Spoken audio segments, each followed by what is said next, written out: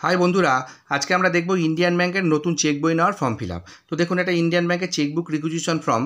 সবার প্রথমে নেম, এখানে অ্যাকাউন্ট হোল্ডার প্রথমে আপনাদের নাম এবং টাইটেলটা লিখবেন। তারপরে অ্যাকাউন্ট নাম্বার, এখান দিয়ে আপনাদের ব্যাংকের অ্যাকাউন্ট নাম্বারটা লিখে দেবেন। তারপরে কন্ট্যাক্ট নাম্বার, এখান দিয়ে আপনাদের মোবাইল নাম্বারটা লিখবেন এবং অ্যাড্রেস, এখান দিয়ে আপনাদের বাড়ির ঠিকানাটা লিখে দেবেন। তারপরে নাম্বার অফ চেকবুক, কটা চেকবুক নেবেন সেই সংখ্যাটা এখানে লিখবেন।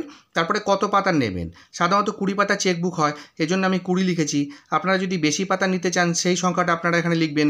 তারপরে দুটো অপশান আছে, প্রথম অপশানে বলা আছে চেকবুক আপনাদের বাড়ির অ্যাড্রেসে চলে যাবে, আর দ্বিতীয় অপশানে বলা আছে চেকবুকটা আপনারা ব্রাঞ্চ থেকে নেবেন। তো আপনারা আপনাদের হিসেবে বক্সে টিক করবেন।